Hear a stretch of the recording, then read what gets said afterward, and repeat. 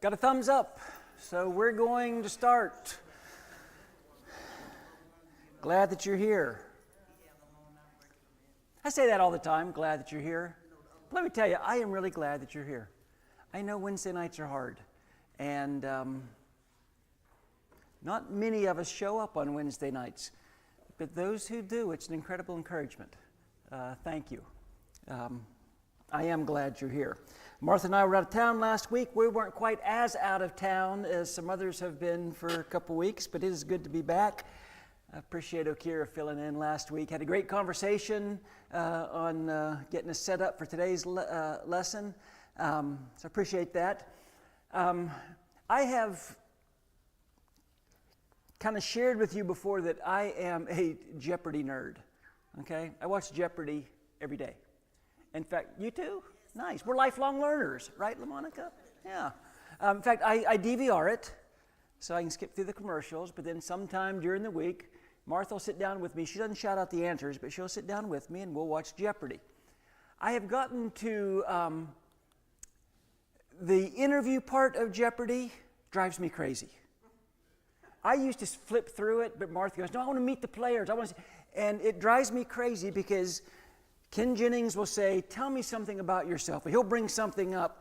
And these people have a lifetime of living, and they have their one moment on national television to share something about their lives, and it's always so boring. I mean, it's like, they say, well, yeah, I got home from the mall and opened the shoebox and there was 2 left shoes. That's it. Or I asked my wife to marry me at the Grand Canyon on the back of a donkey. You are 50 years old, and that's the one thing that you can share on. And I critique all of the interviews now. Martha will vouch for this. I critique them. It drives her crazy, but I'm like, make something up. Just make something up that's interesting. Every now and then, someone will say something, and it's like, okay, this is really interesting. This isn't a question time yet. No statements just yet, Tyler. Okay, make a statement. I wanted to say that if I was on, I would just say, I don't want to bore you and not say anything else. Don't want to bore you. Or else I'm a preacher. I wouldn't make something up. But I would embellish something. I'm a preacher. I would embellish something. But then I actually got thinking, what if I was on Jeopardy? What would I choose? And I think I'd probably bore people too. My grandfather, he wouldn't bore anybody. He'd have a lot of things that he could talk about, instances in his life that are pretty amazing. Probably get him arrested. But then what would David say? If the shepherd from Bethlehem was ever on Jeopardy, and Ken Jennings said, tell us something interesting in your life, think of all the things David could say. I killed a lion. I killed a bear. I killed a giant, killed several giants, almost got killed by a giant. Don't get me started on my women.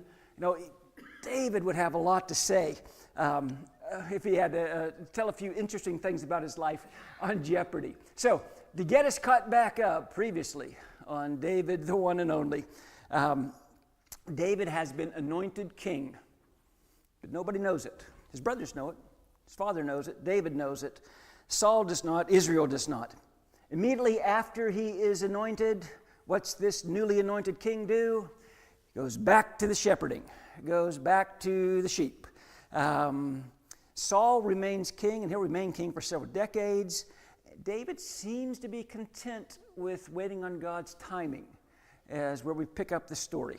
But before we get to the story, I mentioned the first week or two of this class that one of the great kind of cool things really about studying the life of David is we don't just read about what he did. We get to kind of get an insight into how he felt because he was such a prolific writer. David was such a Renaissance man, and he wrote about his life in the Psalms. I want to share with you a couple Psalms that David wrote at different times in his life just to get kind of a glimpse into the heart of David. Remember, God chose a man after his own heart. And kind of get some insight into who David was by the way he writes.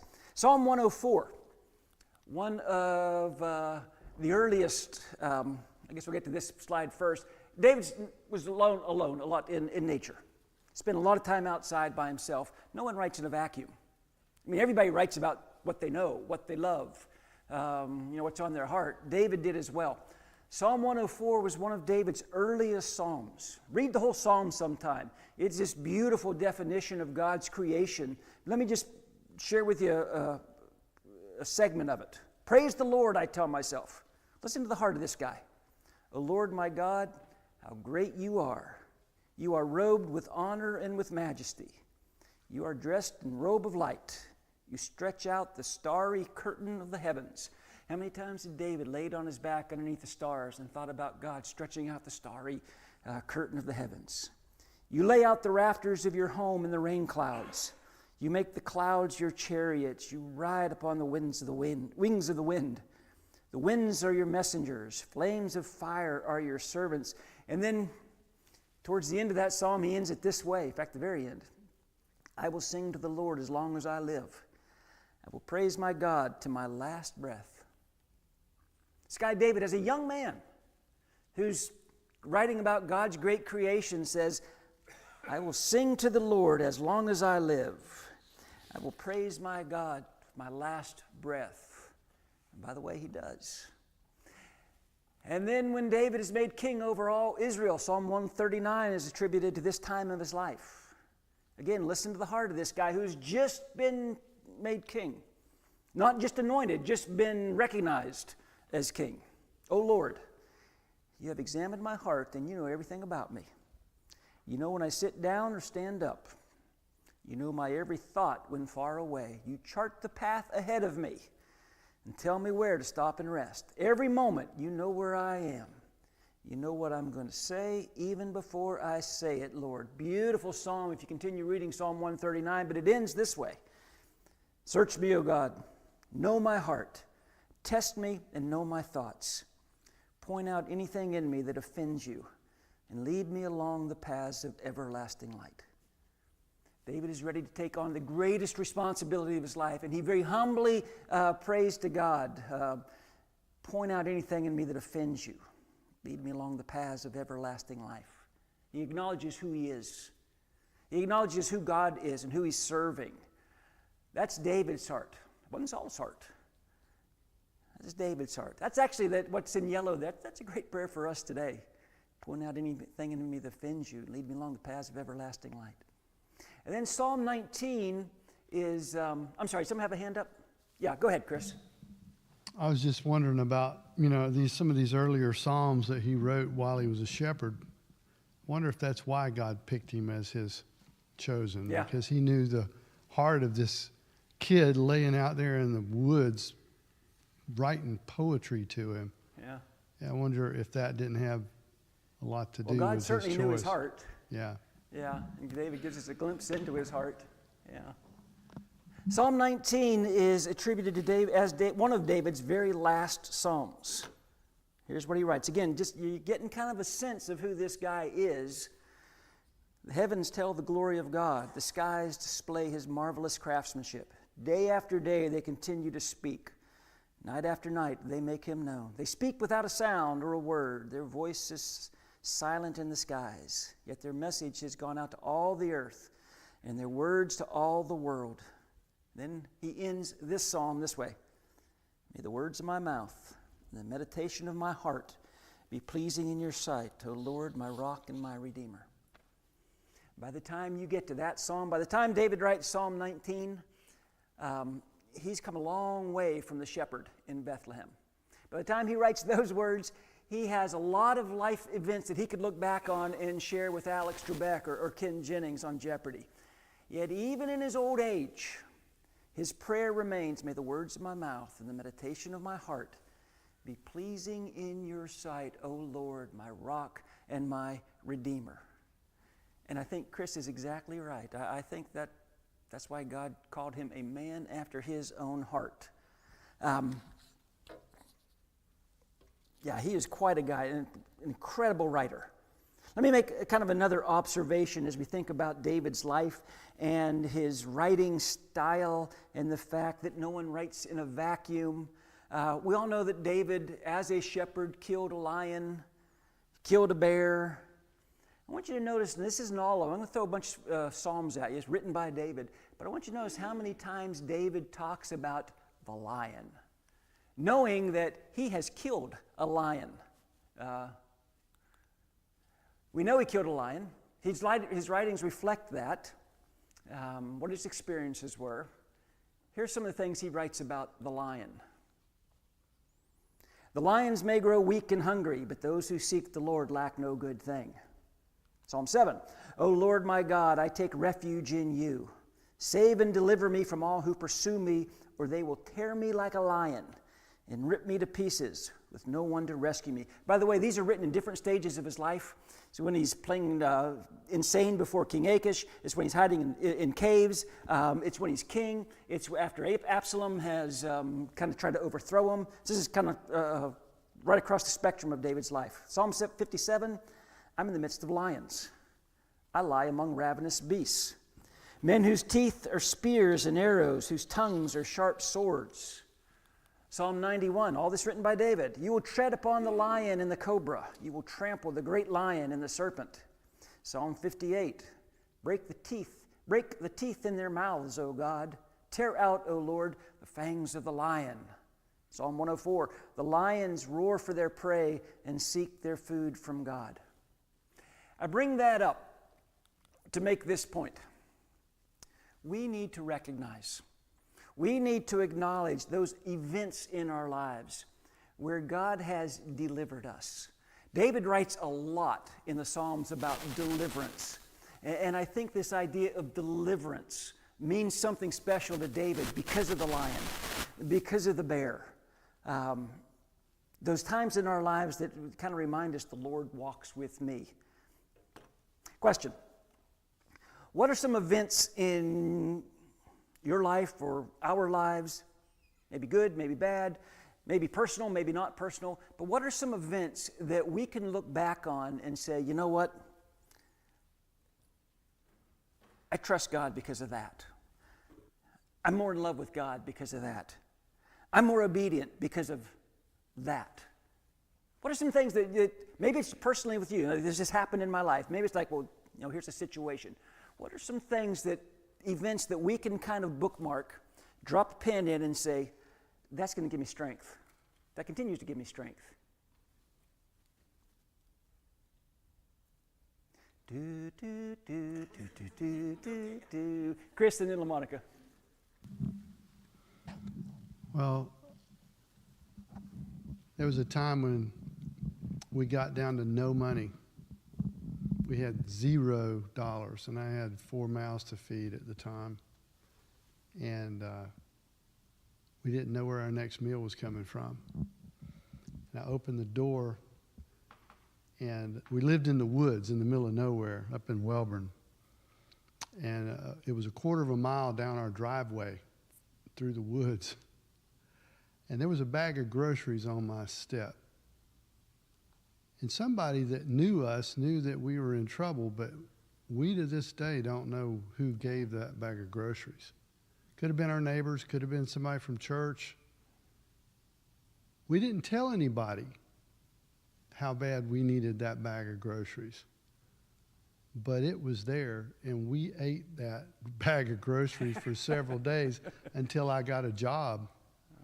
And we had on the way to that job, the car broke down. It blew a radiator out right in front of a radiator shop that happened to have my radiator and took a credit card because that's the only money we had in our life. And we got to the job, and I went to the interview and got the job, and that sustained us for many years after that. But if that series of events hadn't happened exactly the way it did, we would have been in a world of trouble. That's just one story I could tell, but God was there right when we needed him and just came through with manna from heaven. And I'm going to guess that when that was happening, you weren't thinking 20 years from now, 30 years from now, I'm going to be looking back on this and thinking, wow, what a great God I serve. That wasn't your mindset, I would think. You were probably panicked and struggling and like, what's going to happen? Yeah. Yeah. And so I've told that story 100 times because now I look back, now I know God is there. I mean, I've preached that sermon before that, but now I've lived it. And so, kind of like David, I can look back and tell the young men, God's there for you. Yeah. And I believe it, and I've got the proof of it. And that's just one of many stories. Yeah, you bet. LaMonica had a comment. Wait for the mic so we can hear LaMonica. I'm sorry. Thank you. This goes back a few years before I got David. I had David's sister. And then I got David's sister. My daughter took, then a few years later, I got David. Now, I am ready to retire, enjoy my life. I have things that I want to do in my life.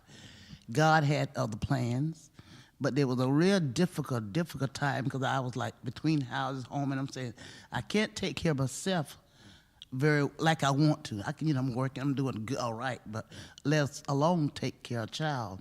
So anyway, God kept on going, take this child. Each and every day I've had David, there have not been a day. I mean, if you want to say I'm old and the body aches and pains, but as far as being able to live, do the things that God, He is there every single moment. He is there, and it astounds me like, who's 72 want to get up out of bed and go do so? Who want to do these things? But I managed to do these things, and God is right there. You know what I'm saying? But no, God is there every step of the way. And, it just totally amazes me that I can think that, because I had David for 10 years. I had his sister before then for 2 years. So, it just totally amazes me to think that God do for me every single day. I am so glad. I'm not surprised, but I'm so glad that you and Chris both used those kinds of examples, because I think most of us, we said, if you look back on your life, when did you really feel like God was there for you? It's usually in the valley, not the mountain. It's usually when I need God. I won the lottery. I'm so thankful. That was what I look back on. God was so great. And we don't think about God being great then. We think about God being great when I need help. I need something good to happen. Yeah. So mine isn't so much what He did for me as much as a witness of how perfect His timing is. Ooh, okay. It was when Daddy died. He was about to have to undergo kidney dialysis. He was miserable, as you know. He was not in the greatest of health, and he was ready. And it was the timing that was absolutely perfect. And even though I was sad that he wasn't there, I was so thankful that he wasn't there. Okay. And it just ever since then, the timing on everything, how he left all of his affairs, and it was perfect. And again, that's not something you see in the moment. Right. You don't see it in the moment. Given some space and time, you look back and say, okay, God knew what He was doing. Here to Linda. For me, it's for Neville and I. He have been laid off, I want to say about 4 different times.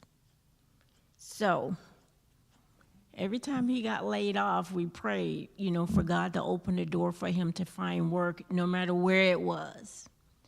And I must say, every time God opened the door, like we've been in Tennessee twice, we've been in Washington twice, and it's like, why? I kept saying, I'm tired of moving. But he always says, Linda, we got to trust God that He will open the door in His time. And He has, but I just keep wondering in my mind, I'm tired of moving. So when we came to Florida, he got laid off again in Tennessee, and he was in Cayman Islands burying his mother. So I was like, okay, God, the house we were renting, the owner sold it. So he called me up and said, Linda, the house has sold. We need you to move out in 2 weeks. I said, my husband's not even here. He's in Cayman Islands. The owner said, I'll come over and help you. but the house sold and we need you to move out. So I called him and told him what the owner said. And I prayed. I was like, okay, God, this guy wants his house. We need to make a move. So he was like, I don't even have a job yet to be going back to Florida. And so he was like, we're going to trust God. So we moved to Florida, and lo and behold, we got down here. God opened up the door at FedEx. But in the beginning, we was just like, what are we going to do? What are we going to do? But God opened the door every time. Which was a blessing for you and a blessing for us, right? Yes. Yeah. This is my There you go. second time back to Florida. Yeah. You know, you look at the life of David with, I killed a lion, I killed a bear. God was preparing him, to be sure. Now, I'm sure David didn't think that in the moment, but David is living in obscurity out there with the sheep. Anonymity for sure. No one knows, but many times David's going to reference that lion and that bear. And, he's going to write about those kind of things. So, yeah, when those things happen to us, maybe God's preparing us for something down the road a little bit. Okay, let's jump back into the story. I'm not going to read all this. This is a lot of what you went over last week with Okira. An evil spirit was tormenting Saul. Saul says, I need someone to soothe me with some playing. And hey, I know a guy. There is a son of Jesse. In fact, he's described as... he knows how to play the harp. Verse 18, he's a brave man and a warrior. He speaks well, and he's a fine-looking man. And the Lord is with him. That's the resume that Saul is handed from David. Of course, David comes in, he plays for Saul. It works. Verse 22, Saul sent word to Jesse saying, allow David to remain in my service, for I am pleased with him.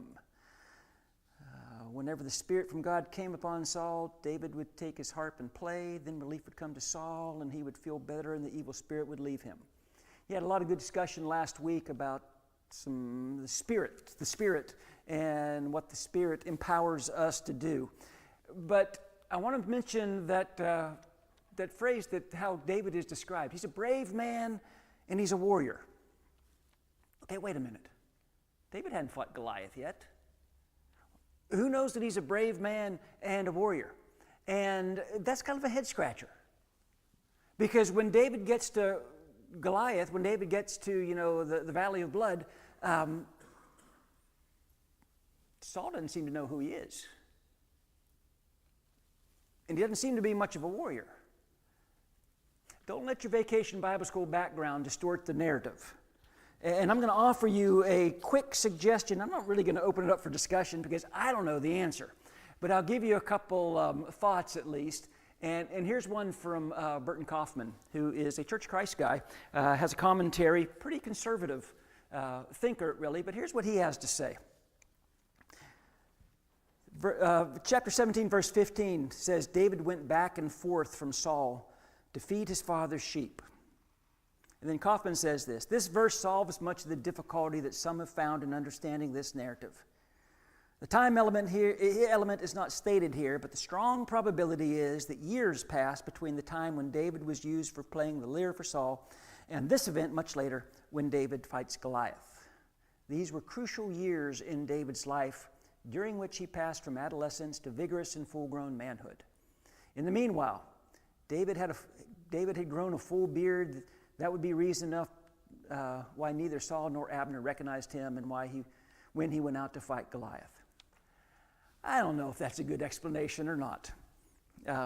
Because when David is getting ready to fight Goliath, he's referred to as a boy, a young man. So I don't know if he has a full-grown beard and now all of a sudden he's this man. I don't know. Some scholars do believe these events are not chronological. Maybe.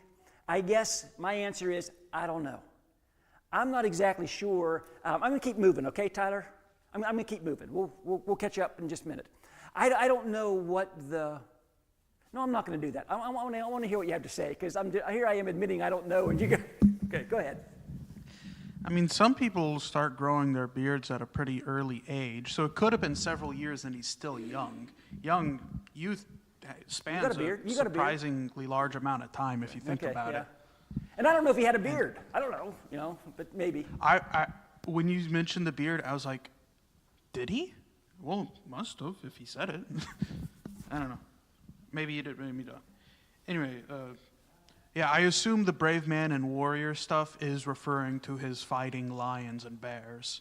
Because, I mean, Except I don't know who fighting knew he lions fought and lions bears and is a bears. pretty big task. A lion and a bear. I don't know who knew that. Well, I mean, it makes sense someone would know about it. I mean, there's a pretty big deal being able to fight lions and bears. It makes sense that people would know about it. I guess it's just in their minds, still not the same as fighting soldiers. I don't know. Perhaps. It's just thoughts, not like a big coherent thing. Chris and then Dave.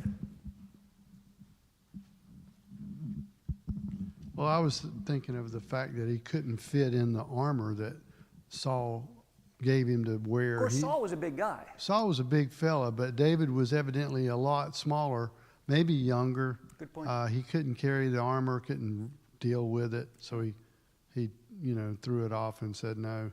But that's why I was thinking that way. Yeah, good thought. Dave, here it comes. To me, if you say it's not chronological and you start switching things around, it's harder to believe the non-recognition when you flip it than it is the way that it is. And on top of that, during the time that David was playing for Saul, Saul was troubled by an evil spirit. He may not have recognized a whole lot of nothing. Hadn't thought of yeah, that. so. Yeah, good thought. Mike. We think it's this personal thing. Saul had hundreds or thousands of attendants. I mean, it might be just, but possibly David was one of those guys. You know how you get some of those guys that until they hit their 30s, they look like a teenager. Yeah. They would all describe David, his appearance, and all that stuff. And that's as good a point as any. Saul has kind of an arrogant spirit anyway. Yeah, they weren't very. And it just one more attendant. Lots to of me. people, I'm not paying and to attention. imagine for David, for a young man to be told you're going to be king, and then to be maybe we don't know, but maybe he's a spiritual warrior. Has nothing to do with this. Maybe out there. We know he is. I'm not sure that's what they were talking about, though, when he said Possibly. this guy's a warrior. But so he's been out there writing this stuff about God. He understands and comprehends okay. God more than Yeah. that stuff he wrote as a teenager, right? Yeah. So it's quite. There could be just a lot more we just don't know about. Tyler, and then we're moving on. Sorry for speaking again on the same question. I just had a few more thoughts. One being, personally, I find I have a very hard time remembering names and faces a lot. So even you're if not it's even people king. that I should, like I've been seeing them for over a decade or hearing of them for over a decade, personally, I don't find it too unbelievable that he wouldn't recognize or remember David. Also, the other thing I was thinking of, I was just thinking of this when he was mentioning the armor. When they're talking about David being small or short, I don't remember exactly off the top of my head how they describe it, but it's in the context of, in comparison, at least from Saul's what I armor can did not remember, fit in him. comparison to Saul and Goliath, who are taller than the average height of the time. So it could be so much David is not short, but more he's the average height, which they think is too small for fighting Goliath. Yeah. I mean, if even Saul is scared, in their opinions at the time. Just, again, more thoughts. I wasn't there, obviously. Nor was I. Let me ask you a quick question. You just kind of shout out an answer to. They're going to be very American answers, I'm sure, but what do you think are the most famous battles in history? What are like some of the most, we have a couple military people in here, what were some of the most famous battles in history? Waterloo. Somebody say Waterloo? Waterloo. Vietnam. Well, not the war, but what battle? I mean, actual battles. Yeah, D-Day. Yeah, storming the beaches. Okay, you're Jeopardy nerding on us, but good, very good. I was thinking Crusades. The Crusades, very famous. Thriller in Manila. There you go. The Thriller in Manila, number 2. Was that number 2 or number 3? Number 3, I think. Ali Frazier. Ali Frazier. Yeah. I wasn't going there, but good. Gettysburg, maybe. I thought of Gettysburg or Antietam. I'm a big Civil War fan. D-Day. Yeah, D-Day. Hiroshima and Nagasaki. Pretty big events. No matter what we put, Yorktown, whatever you want to say, I think David v. Goliath is the most famous battle of all time. Through history, I think there are more people who have heard of, are familiar with David versus Goliath, and probably as impactful as any other battle in history as well. So just my thought. So okay, let's get back to the story here. We're in 1 Samuel 17. Now the Philistines gathered their forces for war and assembled at Sukkah in Judah. Okay, it's been 27 years since Jonathan in Michmash and his armor bearer climbed up the hill and, started that rout of the Philistines. 27 years has gone by. So the Philistines have had time to regroup, and they are anxious to avenge that disaster. They pitched their camp at Ephes Dammon between Sukkah and Azekah. Saul and the Israelites assembled and camped in the valley of Elah and drew up their battle line to meet the Philistines. I mentioned earlier, this valley was known as the Valley of Blood because so many important battles had taken place there. And if you look at that valley today, it's exactly like you would imagine, exactly like Hollywood would portray it. It is a valley with kind of hillsides on both sides. And interestingly as well, it is one of the few places in northeastern Palestine where the Philistine horses and chariots are negated. It wasn't a place for horses and chariots. Verse 3, the Philistines occupied one hill and the Israelites another, with the valley between them. A champion named Goliath, who was from Gath, came out of the Philistine camp. He was over 9 feet tall, 9.5 to be closer. He had a bronze helmet on his head, wore a coat of scale armor of bronze weighing 5,000 shekels. On his legs he wore bronze greaves, and a bronze javelin was slung on his back. His spear shaft was like a weaver's rod, and its iron point weighed 600 shekels. His shield bearer went ahead of him. You're probably wondering why I have a ladder behind me. Once when I taught this lesson to teenagers, here's something you might not know about me. I can walk on stilts. I can walk on stilts pretty good. I can walk on stilts that are pretty tall. And I built a pair of stilts to make me as tall as Goliath. And I walked around before the Family Life Center was finished. You remember that? Yeah. I thought, I bet I could do that tonight. And then I realized I can't. So, I'm going to show you what 9.5 feet looks like, and I'm going to show you what a 12-foot spear looks like. Because Goliath's spear was 12 feet. I came out earlier and I measured this. I measured me in this step. I am right now just about 9.5 feet tall. This is just about 12 feet tall. Now on the top of this is going to be a spearhead that is about the same weight as a competitive shot put. It's pretty heavy. Counterweighted, probably with a couple pounds on the bottom, the size of a weaver's beam. I need somebody. James, come stand by me. This is as tall. Yeah, come on up. James is an ordinary sized guy. This is as tall as Goliath. David would have no doubt been a little bit shorter than that, and all the Israelites for that matter. Look at the difference. And by the way, Goliath wasn't Manute Bol, okay? He wasn't this beanpole. He had armor that weighed about 200 pounds. Think about that. Going to battle with like a large man on your back. He had a shield bearer in front of him. In those days, shield bearers carried a shield about the size of a person.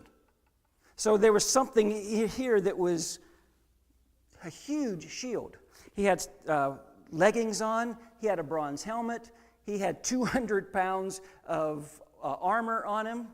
Not a whole lot of places for anybody to attack this guy. Thanks, James. You can go back, sit down.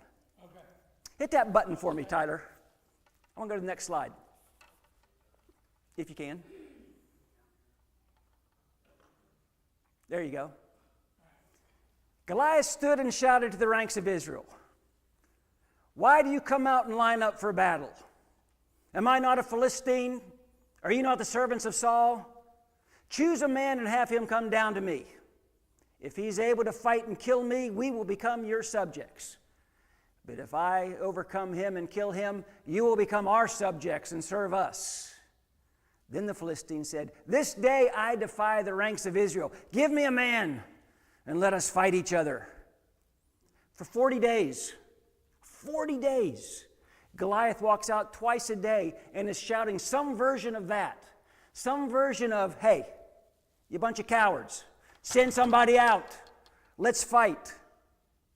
Goliath is a killing machine, okay? He is undefeated, he is untied, he is unscored upon.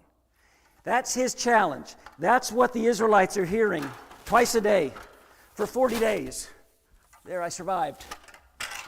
I'm going to move on, Tyler, because I want to get through a couple things before class is over. On hearing the Philistines' words, Saul and all the Israelites were dismayed and terrified.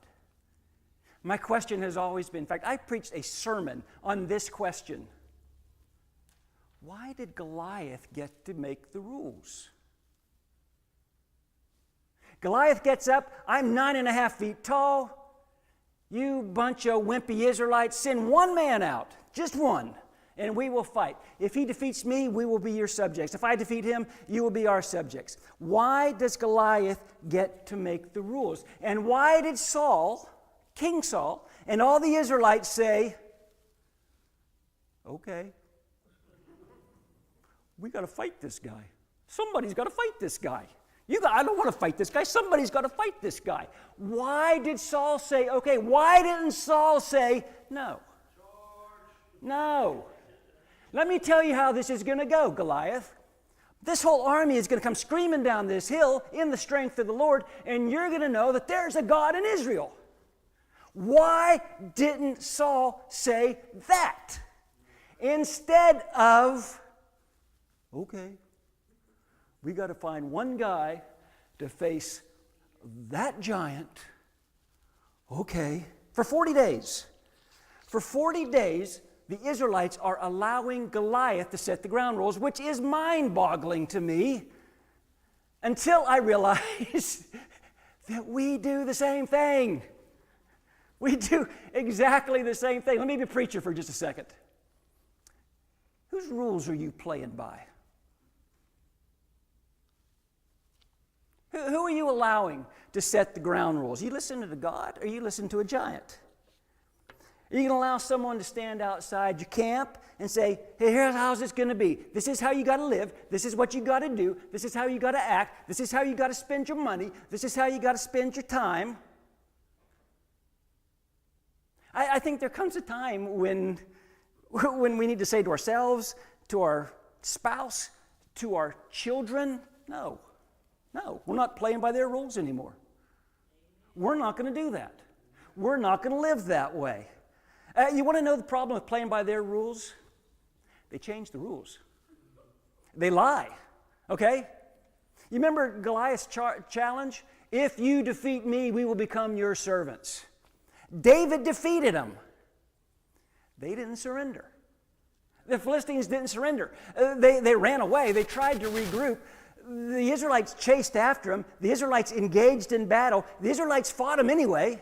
They fought the battle anyway. They should have fought it 40 days earlier. but they were letting Goliath set the ground rules. Why do we listen to the world's rules for our lives and for our families? Maybe, I don't know, maybe it's because the enemy is just so close and they scream so loudly in our ear. Maybe that the enemy seems just so unbeatable, unstoppable, larger than life. It's too much. I don't know. There's a lot of reasons why we do it. Maybe it's because there's nobody standing in the ranks to say, there's a God in Israel, and I'm not living life this way. Chris, and then... When you bring that up, it reminds me of the fact that God put mankind over the earth. He said, rule over it and subdue it in the Garden of Eden when he put us here. He said, you're supposed to take over the planet. You're supposed to rule it. And fish of the sea, the birds of the air, everybody's in subjection to man. I can't find any place in the scripture where he rescinded that command.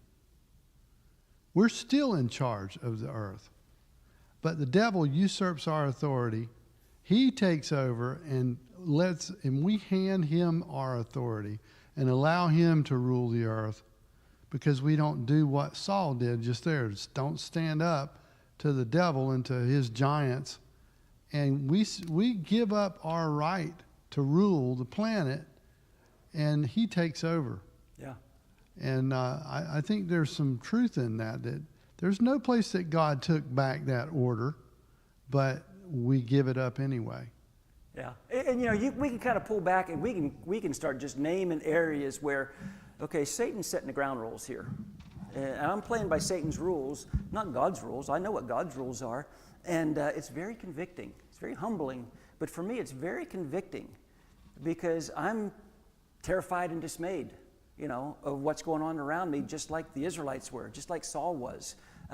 Instead of saying, no, I don't have to do that. I don't have to listen to the world. I don't have to listen to Satan. I'm going to listen to God. Go ahead, Tyler. I was just thinking, at least for the specific situation, they let Goliath set the rules because they were afraid. They were afraid of him. They were scared. He's a big, scary man, and sometimes when you're scared and afraid, you don't always think rationally of, wait a minute, we got the numbers. We could just send 10 people at this guy instead of 1. Yeah. Yeah. It's a lot easier to think of that stuff in retrospect than, in the moment when, you're scared and like, what am I going to do? Yeah. This big, scary guy is going to pummel me. Chasma, then Mike. Like everything, I think of the song, I lift up my eyes to the hill, where does my strength come from? When God gives us choice, which he has given us, it's our responsibility. He doesn't treat us like robots. It's our responsibility to reach, to put our hope in him, to allow him to strengthen us. He has his eyes on us. He knows what we are capable of, and he knows the hope that he has for us, but it's up to us to not let the bully do what the bully does, but to rely on the God who gives us strength and hope and power. Yeah, God's got the plan. God's got the rules. God's got the lifestyle that he's chosen for us. It's our choice. It's not that God's not able. It's that we're not willing. Mike. Yeah. Well, and I think Saul had been leading God in the godly way for a long time. You can force people to follow you, but when you're in that kind of a position, but you can't force them to really give up their lives. Okay. And stuff. And I think because Saul, I think you're right. If Saul would have been a man of God and said, take them, they would have. But they've seen Saul do a lot of strange stuff. I imagine a lot more than we even know about, and stuff that caused that. He started out doing pretty good, but then it kind of got very And it still goes back to what Chasma said, because this young guy named David's going to come along, and he's not going to be afraid. And he's not going to be terrified. He's not going to be dismayed. Which brings us to the rally in the valley. And I thought maybe we would get to that tonight, but we are not going to. Next week, you need to be here. We're going to talk about the most famous battle in history. and you think you know all the details, I got questions, okay? I got some observations, but I got a lot of questions about this whole David v. Goliath thing, and we will get to that next week. It's one of everybody's favorite stories in Scripture because it is so good, it is so applicable to us, and it is so true. So, looking forward to that next week. Let's go ahead and end with a prayer.